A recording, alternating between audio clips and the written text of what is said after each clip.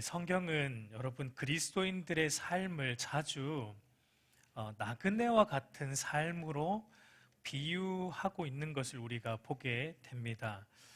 우리가 베드로 이제 전설을 거의 이제 막바지 아마 다음 한 번 아니면 두 번 이제 끝날 것 같은데요.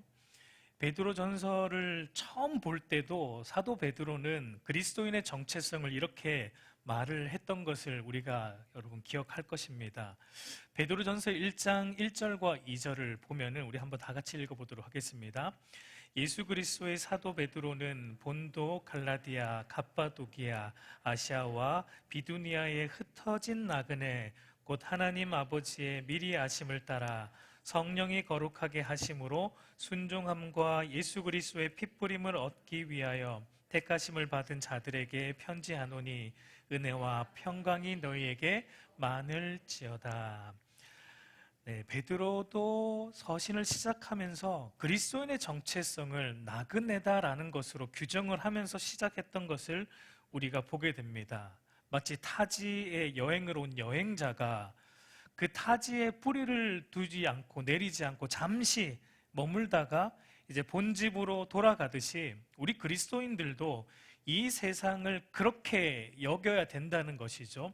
그러니까 우리가 지금 살고 있는 세상은 우리가 잠시 여행하는 타지로 여기면서, 그러니까 이 세상 것들에 소망을 두지 않고 우리가 돌아가야 될 참 본향인 하나님 나라에 우리의 모든 소망을 두고 살아가는 자들이 바로 우리 그리스도인이다라는 것을 베드로도, 그리고 성경은 곳곳에서 그것을 우리에게 말해주고 있습니다.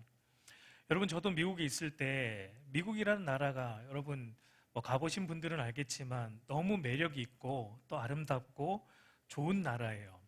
자유롭고 저도 오래 살고 싶은 마음이 늘 있었지만, 근데 제 마음 한켠에 늘 자리 잡고 있었던 생각은 뭐냐면, 나는 이 나라에서 이 나라 사람들과 완전히 동화될 수 없는 이방인 같은 사람이고, 그래서 또 언젠가는 또 떠나야 할지도 모른다라는 그런 생각이 늘 마음 한켠에 있었어요. 왜냐하면 당연하죠. 저는 그곳에 그 나라 시민권이 없는 잠시 체류하는 그 비자를 가지고 있는 이 유학생 신분이었기 때문에 그 문화 속에 완전히 동화될 수도 없었고, 그렇기 때문에 언젠가는 떠나야 한다라는 그런 생각으로 살아왔습니다. 그리스도인의 삶이 여러분 그와 같습니다. 그러니까 그리스도인은 이 세상을 여행자 신분으로 살기 때문에 우리가 이 세상에 완전히 뿌리를 내리고 살아가는 세상 사람들과 함께 섞여서 살지만, 그런데 그 세상 사람들과 우리가 어떻게 안 돼요. 그러니까 완전히 그들과 섞일 수 없고 동화될 수 없고, 그렇기 때문에 그들 속에서 살아가지만 우리가 그들 속에서 늘 이방인과 같은 느낌을 받을 수밖에 없는 것입니다. 여러분, 그러니까 그리스도인으로서 제대로 이 세상을 살면은 그리스도인의 삶이 어떻습니까? 좀 외롭습니다. 사실은 굉장히 외로워요. 그런데 저는 이 세상 속에서 믿음 때문에 세상 사람들과 섞일 수 없는 것 때문에 당하는 이 외로움과 우리가 좀 친해질 필요가 있다고 생각을 합니다. 여러분, 그런데 믿음 때문에 세상에서 외로워지면 질수록 신기한 것은 무엇입니까? 우리 하나님과는 가까워진다는 것입니다. 여러분, 그리스도인으로 세상에서 믿음으로 산다는 것은 나그네와 같이 이방인과 같이 사는 것이기 때문에 힘들어요. 외롭습니다.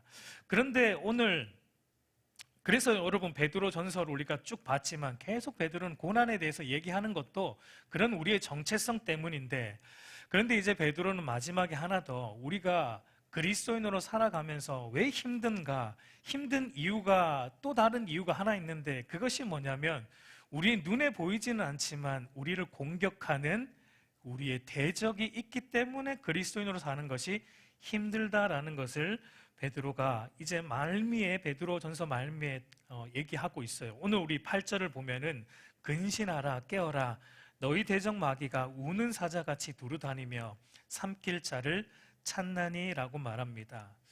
베드로는 그리스도인들에게 보이지 않지만 우리의 대적이 분명히 있다라는 것을 주지시키고 있습니다. 여러분, 그게 누굽니까? 마귀예요, 마귀. 우리 눈에 보이지 않지만 마귀가 우는 사자같이 우리를 위협하고 있다라는 것, 우리가 늘 기억해야 될 사실입니다. 그래서 여러분, 베드로는 우리가 어떻게 해야 된다고 말합니까? 근신해야 되고 깨어 있어야 된다. 같은 말이죠. 영적으로 우리가 깨어 있어야 된다. 영적으로 잠들면 안 된다. 영적으로 깨어 있어야 된다. 영적으로 깨어 있지 않으면 우리는 우리의 대적 마귀의 주 타겟이 된다라는 것을 말하고 있어요. 여러분, 본문에 나오는 이 마귀라는 단어가 헬라어로 보면 디아볼로스라는 말인데, 여러분, 애들이 하는 게임 중에 이름도 디아볼로스라는 게임이 있습니다. 그러니까 굉장히 교묘하죠. 미디어를 사탄이 잘 이용하는 거예요. 이 디아볼로스라는 말인데, 이 말의 의미가 뭐냐면 참소자, 비방자, 모함하는 자, 회방자라는 의미입니다. 그러니까 마귀의 이 이름이 담고 있는 바는 마귀가 우리 그리스도인들을 공격하기 위해서 주로 사용하는 주 무기가 뭐라는 것을 말하고 있습니까? 모함이에요. 거짓이고 참소하고 회방 놓는 일들을 마귀가 주로 사용한다라는 것입니다.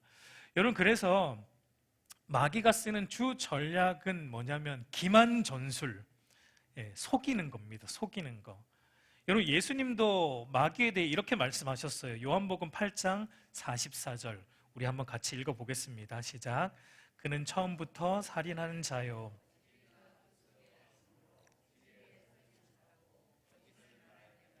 제 것으로 말하나니 이는 그가 거짓말장이요 거짓의 아비가 되었습니다. 그러니까 마귀의 특징은 거짓말하는 것, 모함하는 것, 기만하는 것, 속이는 것이다라는 것을 우리 예수님도 말씀하고 있습니다. 여러분, 마귀가 왜 속입니까? 마귀가 우리를 속이는 목적은 우리의 믿음을 회방하기 위해서, 우리가 믿음에서 떨어져 나가기 위해서 마귀는 기만 전술을 쓰는데, 주로 이제 뭐 여러 가지가 있겠지만 크게 보면 두 가지의 기만 전술을 씁니다.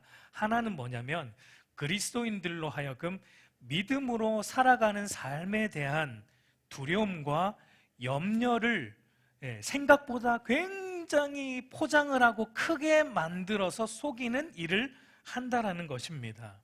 성경이 말하는 대로 하나님의 말씀에 전적으로 너희의 삶을 굴복시키고 전적으로 말씀에 순복하여 살면 세상에서 분명 불이익당하고 이방인과 같이 되고 왕따 될 수도 있고, 말씀대로 살면 분명 세상이 말하는 그 성공에 너희는 절대 이룰 수 없다 라는 이런 두려움, 일정 부분 여러분 사실입니다. 그런데 이것을 크게 하는 거예요. 포장하는 겁니다.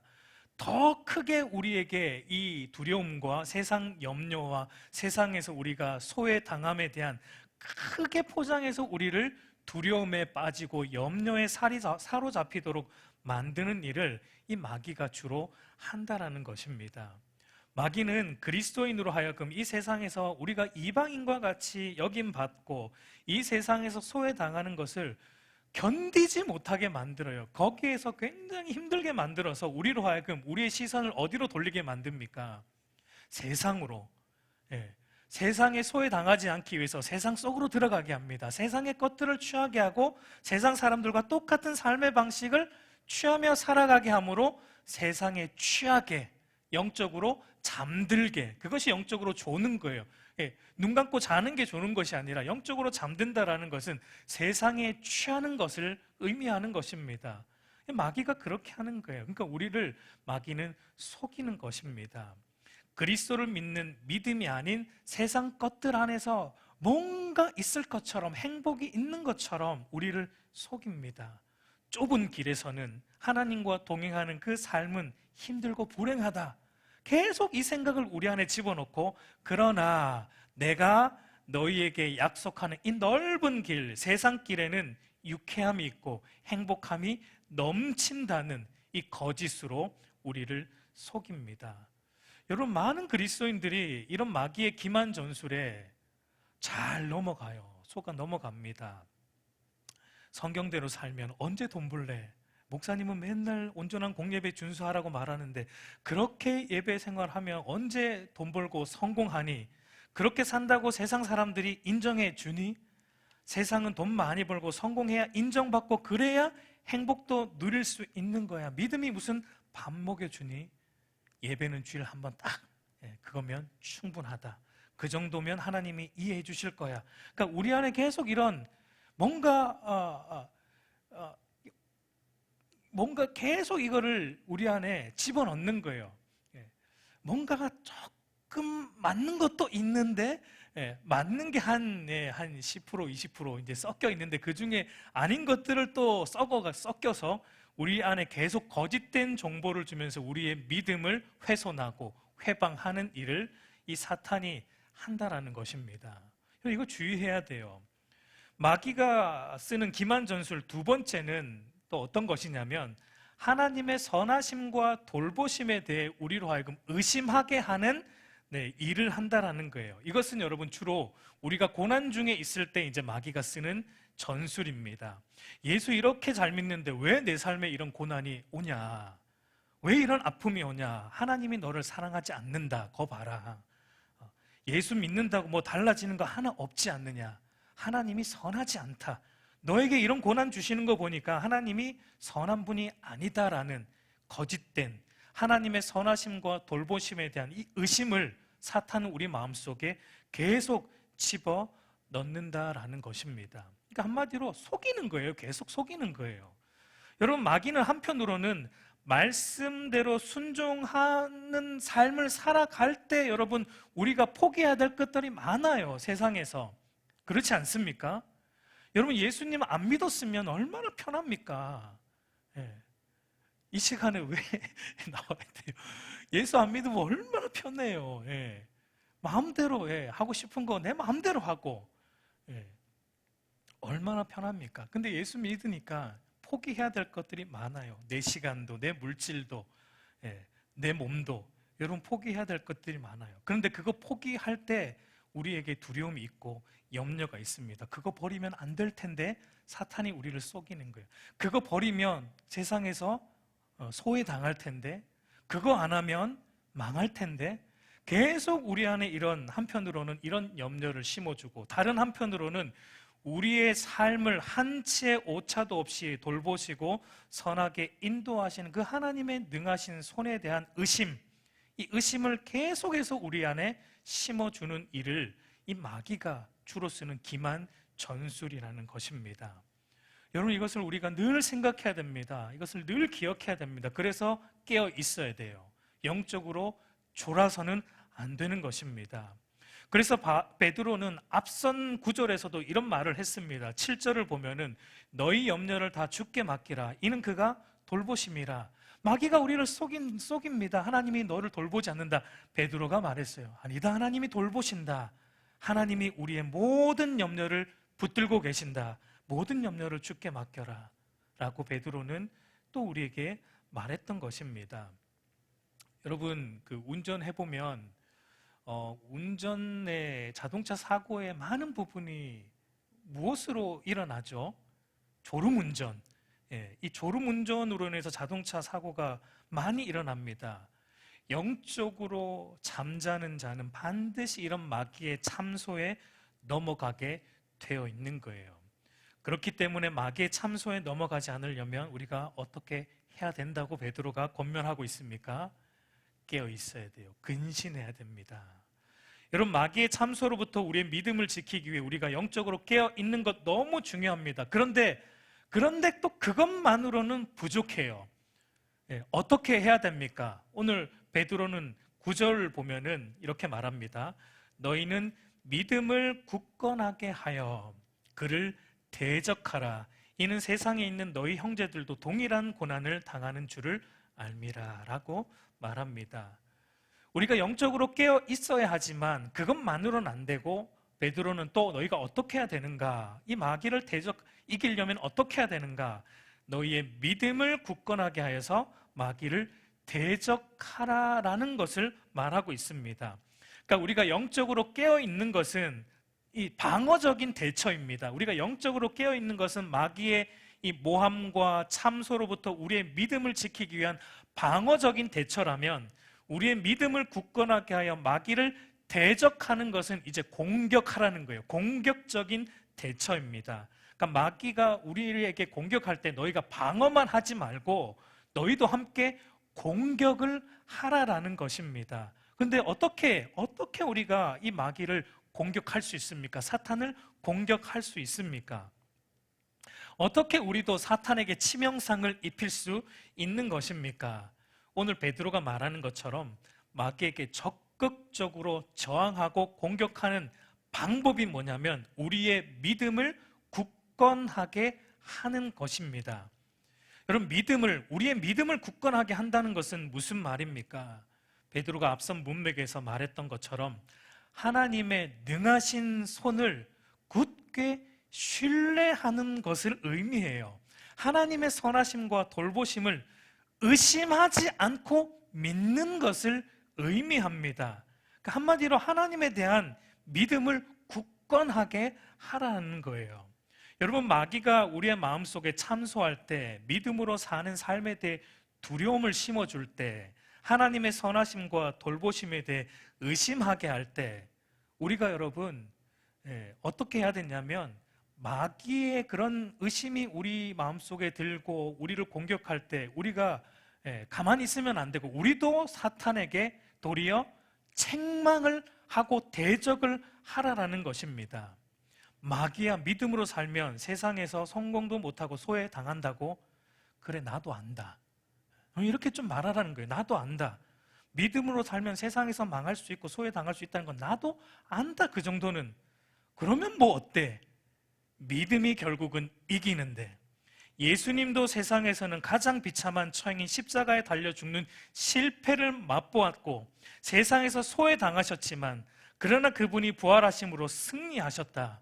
나도 예수님처럼 세상에서 실패를 맛보고 소외당하지만 그러나 나도 그분 안에 있기에, 그분과 함께 부활함으로 승리할 것이기에 믿음으로 사는 것이 결국 이긴다.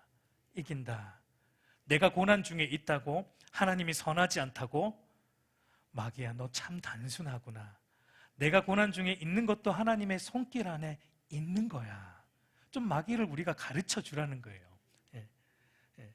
나뿐만 아니라 모든 믿음의 우리 동력자들도 동일한 고난, 오늘 베드로가 말하듯이 동일한 고난을 받았다. 그러나 그들도 그 가운데서 하나님의 선하심을 의심하지 않았다. 네가 나를 아주 쉽게 봤구나. 이렇게 우리도 마귀에게 도리어 책망을 하라는 것입니다. 여러분, 이렇게 할 때 여러분 마귀가 민망해합니다. 공격하러 왔다가 도망가요. 그런 사람들은.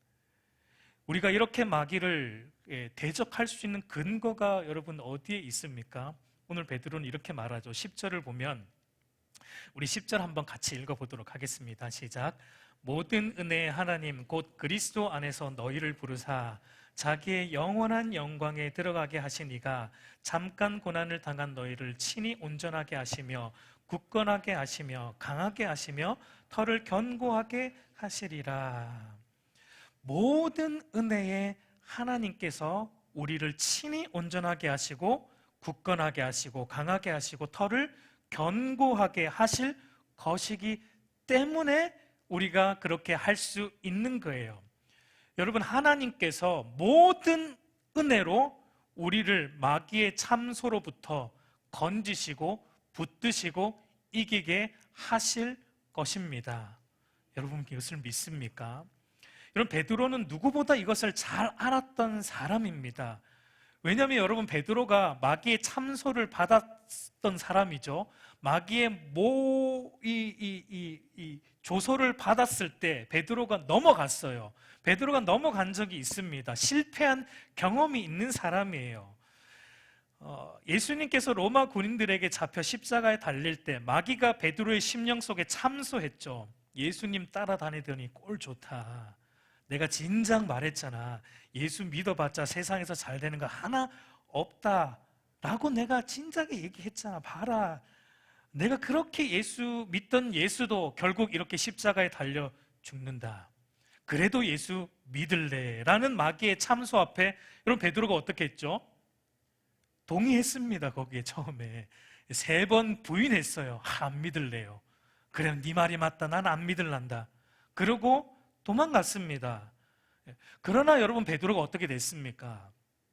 그가 나중에는 죄를 깨닫고 회개하고 돌이키죠. 그리고 자기의 인생을 어떻게 합니까?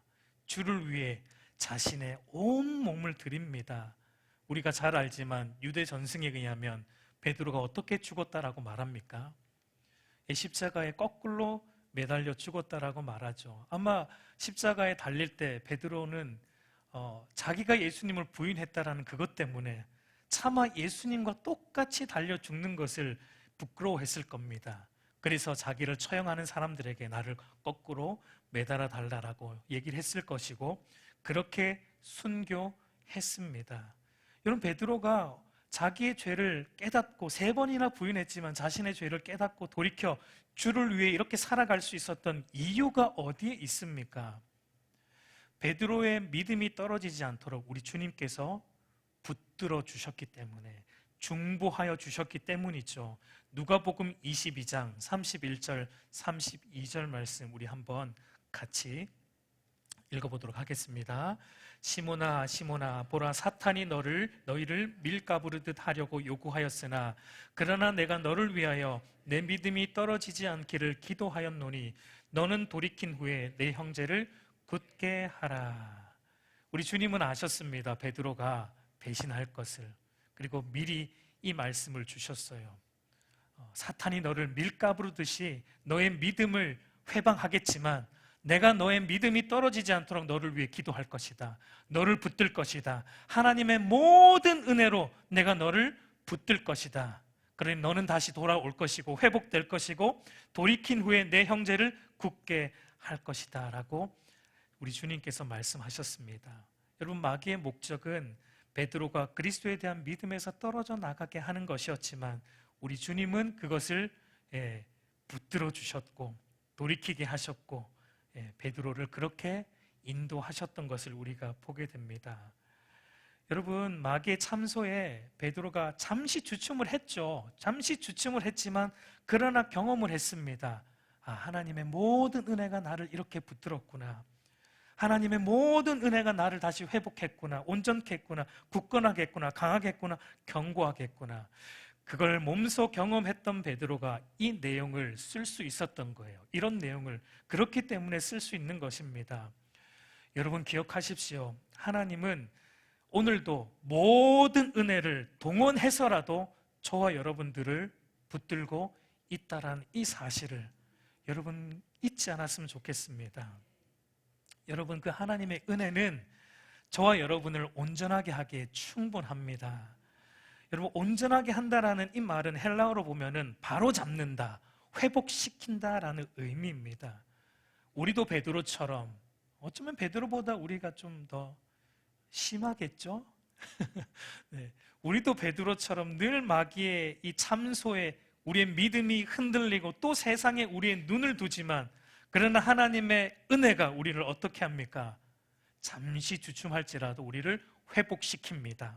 다시 바로 잡아주시는 것입니다. 하나님의 은혜가 그 일을 하는 거예요. 그리고 하나님의 은혜는 우리를 굳건하게 하기에 충분합니다. 여기서 또 굳건하게 한다라는 말도 헬라어로 보면은 고정시켜서 흔들리지 않게 세운다라는 이런 의미가 있습니다. 그러니까 이 말은 원래 있어야 할 그 자리에 있게 한다는 말이에요. 원래 있어야 할 그 자리에 흔들림이 없이 세워주신다라는 의미입니다. 우리가 마귀의 참소로 인해, 그 마귀의 시험과 유혹으로 인해 이리저리 흔들리는 갈대와 같을 때도 있지만 그러나 우리 주님의 중보하심과 하나님의 모든 은혜로 인해 우리가 있어야 할 그 믿음의 자리, 말씀의 자리에 하나님이 흔들림 없이 굳게 서 있도록 우리를 인도하여 주신다라는 것을 말하고 있는 것입니다. 여러분, 하나님의 은혜는 우리로 하여금 세상에서 거듭난 심령의 회복된 양심으로 예수 그리스도를 쫓아 그분의 길을 가도록 우리를 불러주십니다. 그 길에서 여러분, 그 길에서 우리는 잠시 고난을 당할 것이고 때로는 실패도 할 것이고 넘어지기도 할 것입니다. 그러나 하나님의 은혜가 우리를 다시 제 위치로 회복시키시고 우리를 붙들어서 하나님의 능하신 손으로 우리를 붙들어 주신다라는 것을 베드로가 말해주고 있어요. 여러분, 이것이 우리를 붙드시고 이기게 하시는 하나님의 은혜입니다. 여러분, 또한 하나님의 은혜는 우리를 어떻게 합니까? 우리를 강하게 하기에 충분합니다. 대적 마귀와 싸우려면 여러분, 우리가 강해져야 돼요. 강해져야 돼요. 하나님께서 우리를 다시 회복시키시고 제 위치에 흔들리지 않게 있게 하실 뿐만 아니라 우리로 하여금 마귀와 싸울 힘을 길러주시고 강한 힘도 우리에게 주신다라는 것을 말하고 있는 거예요. 여러분, 여기서 또 강하게 한다라는 말이 헬라어로 스테노라는 이 말인데, 여러분, 이 말에서 오늘날 우리가 흔히 사용하는 스태미나가 나왔습니다. 스태미나라는 말의 의미가 뭐죠? 여러분, 이 말이 라틴어인데요, 어떤 일을 넘치는 활력과 좌절되지 않는 끈기로 기꺼이 해낼 수 있는 강력한 힘, 이런 의미가 있다고 합니다. 그래서 여러분, 흔히 남자들의 스태미나에 뭐가 좋다고 하죠? 장어가 좋다, 이런 말을 하지만, 우리 그리스도인들의 진정한 스태미나는 하나님의 은혜라는 것입니다. 하나님의 은혜가 우리의 스태미나라는 거예요. 우리의 힘이라는 거예요. 다른 게 우리의 힘이 아니고 하나님의 은혜가 우리의 진정한 힘이다. 여러분, 세상은 돈과 성공과 권력과 명예와 같은 손에 잡히는 이런 것들을 스태미나로 여기죠. 그것들 힘으로 삼지만 우리 그리스도인은 다릅니다. 그리스도인의 힘은 하나님의 은혜를 참되게 아는 것, 하나님에 대한 그 거룩한 지식에서 힘이 나오는 것입니다. 그리스도인의 힘은 하나님의 은혜와 하나님의 의와 하나님의 거룩과 하나님의 말씀에서 나오는 것입니다. 우리가 매 순간 이 하나님의 은혜를 바르게 알고 하나님의 은혜를 또 은혜로 여기고 그 은혜 안에 거하는 그 사람이 진짜 강한 사람이에요. 그 사람은 마귀를 단숨에 제압할 수 있는 강력한 영적 군사라는 것을 말하고 있습니다.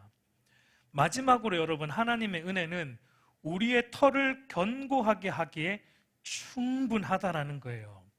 여기서 또 털을 견고하게 한다라는 말은 헬라어로 보면은 기초를 튼튼하게 한다라는 의미가 있습니다. 여러분, 이 표현에는 어떤 이미지가 담겨 있습니까? 그러니까 집을 짓는 이미지, 건축의 이미지가 담겨 있어요. 여러분, 우리 주님께서 산상수훈에서 모든 인간은 다 자기들의 집을 짓는 자들인데 두 종류의 집을 짓는다라고 말을 하죠. 한 부류는 모래 위에 헛된 것에 세상 것들을 기초로 삼고 결국은 무너질 집을 짓는 어리석은 사람들이고, 다른 한 부류는 어떤 부류입니까? 결코 무너지지 않는 견고한 터이신 반석이신 예수 그리스도, 우리의 진정한 스태미나가 되신 예수 그리스도 위에 집을 짓는, 무너지지 않는 집을 짓는 지혜로운 사람이다라는 것을 말씀하고 있습니다.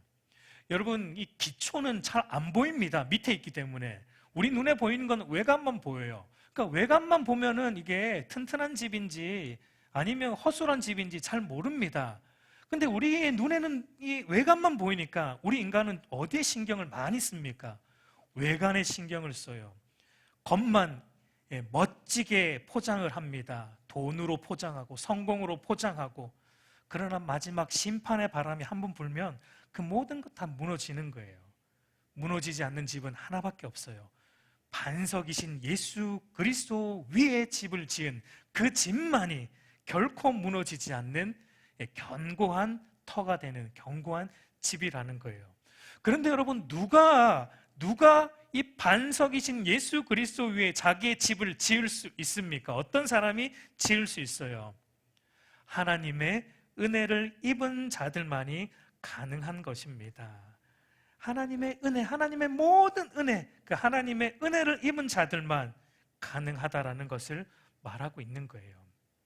여러분, 그러니까 우리의 믿음의 시작도 하나님의 은혜였고, 우리의 믿음이 더 강하여지는 이 과정도 하나님의 은혜이고, 우리의 믿음이 완성되는 것도 하나님의 은혜로 되는 거예요. 그러니까 오직 은혜인 것입니다. 우리 뒤에 있듯이 오직 은혜예요. 다른 것은 없어요. 오직 은혜로 되는 것입니다. 그래서 베드로는 이제 이렇게 결론을 맺습니다. 우리 11절을 보면 권능이 세세 무궁하도록 그에게 있을지어다. 아멘 이라고 말합니다. 권능, 여러분 이 권능은 하나님의 주권과 능력, 하나님의 주권적인 능력, 하나님께서 모든 만사를 하나님의 선하신 뜻대로 다스리시고 통치하시는 능력, 그래서 모든 것을 합력하여 선을 이루시는 하나님의 전능하신 능력, 마귀도 이것을 어떻게 할 수 없는, 마귀조차도 하나님께서 다스리시고 통제하시는 하나님의 전능하신 능력, 이것이 바로 하나님의 권능입니다. 여러분, 현재 우리가 살아가는 삶에는 여전히 고난이 있습니다.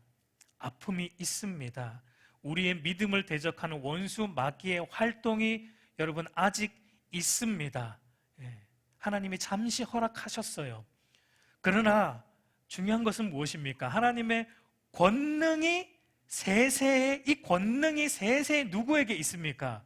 마귀에게 있는 것이 아니고 권능은 세세에 우리 주님께만, 하나님께만 있다라는 것, 만사에 대한 주권이 하나님께만 속해 있다라는 것, 여기에 우리가 아멘 하는 것입니다. 여러분, 어떤 분들은 이 세상은 마귀가 통치하고 있다, 뭐 이렇게 또 오해하고 계신 분들이 있는데 아닙니다. 잠시 마귀가 활동하는 것을 하나님이 허락하셨을 뿐, 마귀조차도 하나님의 주권과 다스림과 통치 아래에서 하나님이 허락하는 범위 안에서만 움직일 수 있는 거예요.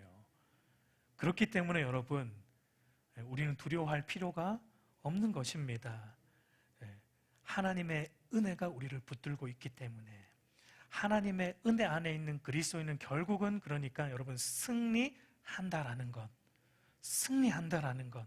하나님의 은혜 안에 있는 그리스도인들은 바울의 말처럼 현재의 고난은 장차 우리에게 나타날 영광과 비교할 수 없도다 라는 이 믿음의 고백을 외치면서 고난의 길을 여러분 능히 인내하며 걸어갈 수 있는 것입니다. 우리 사랑하는 성도 여러분, 이제 말씀을 맺겠습니다. 여러분 기억하십시오. 모든 주권을 가지신 하나님께서 모든 은혜로 우리를 붙들고 있다라는 이 사실을 여러분 매 순간 기억하세요. 마귀가 우리를 참소할 때 떠올리세요. 그리고 이것으로 대적하세요. 하나님의 은혜가 나를 붙들고 있으니 떠나가라라고. 그 어떤 것도 내게는 통하지 않는다고. 하나님의 모든 은혜가 나를 온전하게 하실 것이기 때문이다라는 이 사실을 우리가 굳게 붙들고 여러분 하나님의 은혜 안에서 영적으로 깨어있고 마귀의 참소를 대적함으로 승리하는 저와 여러분이 되기를 우리 주님의 이름으로 축복합니다.